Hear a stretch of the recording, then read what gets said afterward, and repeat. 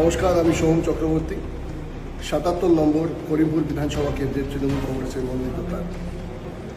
আজকে একটি বিশেষ বার্তা না, বিশেষ কিছু কথা আপনার সামনে তুলে ধরতে চাই।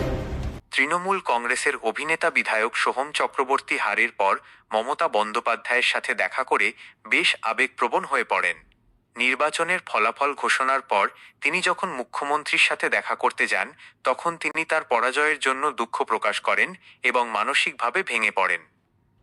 সোহম মমতা বন্দ্যোপাধ্যায়কে মূলত যা বলেছিলেন তার সারমর্ম হল ভুল ত্রুটির জন্য ক্ষমা প্রার্থনা। তিনি দিদির কাছে পরাজয়ের জন্য ক্ষমা চান এবং জানান যে তিনি হয়তো মানুষের প্রত্যাশা পূরণ করতে পারেননি। আবেগের বহিঃপ্রকাশ। প্রত্যক্ষদর্শীদের মতে তিনি কথা বলতে বলতে কান্নায় ভেঙে পড়েন। তিনি মমতা বন্দ্যোপাধ্যায়কে আমাদের তৃণমূল কংগ্রেসের তরফ থেকে আমার সমর্থনে একটি মেগা র্যালি আশ্বস্ত করেন যে হারলেও তিনি দল এবং সাধারণ মানুষের পাশেই থাকবেন। দিদির সান্ত্বনা। মমতা বন্দ্যোপাধ্যায় তাকে ভেঙে না পড়ার পরামর্শ দেন। তিনি সোহমকে জানান যে রাজনীতিতে জয় পরাজয় থাকেই, তাই মন খারাপ না করে লড়াই চালিয়ে যেতে হবে। উল্লেখ্য যে সোহম চক্রবর্তী চণ্ডীপুর কেন্দ্র থেকে জয়ী হলেও পরবর্তী বিভিন্ন রাজনৈতিক প্রেক্ষাপটে দলের খারাপ ফলের সময় বা ব্যক্তিগত খারাপ সময়েও তিনি বারংবার মমতা বন্দ্যোপাধ্যায়ের প্রতি তাঁর আনুগত্য প্রকাশ করেছেন। এই নির্দিষ্ট ঘটনার ভিডিও বা ছবি সেই সময় সোশ্যাল মিডিয়ায় বেশ চর্চিত হয়েছিল। ৭৭ নম্বর করিমপুর বিধানসভা কেন্দ্রের তৃণমূল কংগ্রেসের মনোনীত প্রার্থী। আজকে একটি বিশেষ বার্তা না, বিশেষ কিছু কথা আপনার সামনে তুলে ধরতে চাই। আমার সমর্থনে একটি মেগা র্যালি ঘোষিত হয়েছিল এবং সেটা পালনও করা হবে।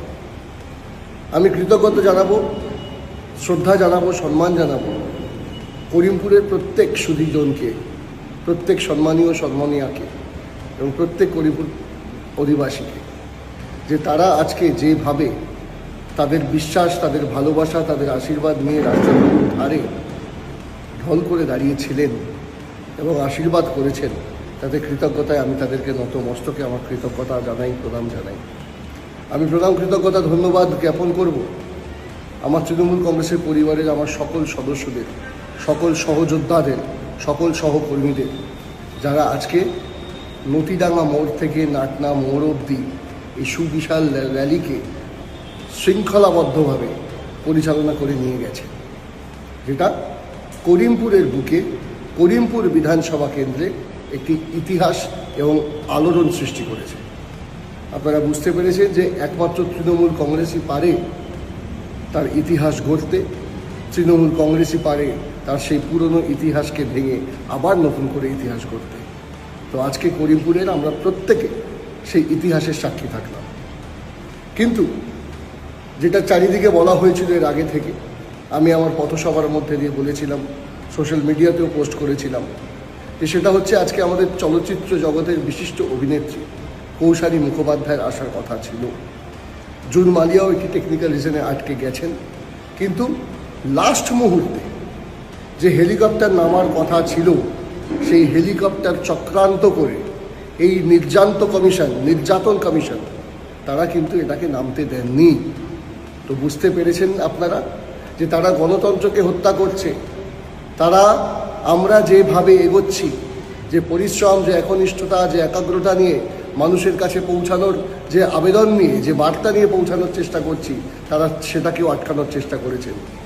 তারা বুঝতে পেরেছেন যে তাদের পাশে কোনো মানুষ নেই, তাই আমরা যাতে মানুষের কাছে পৌঁছাতে না পারি সেই শেষ চেষ্টাও তারা আজকে ২৭ তারিখ করে দেখিয়েছেন।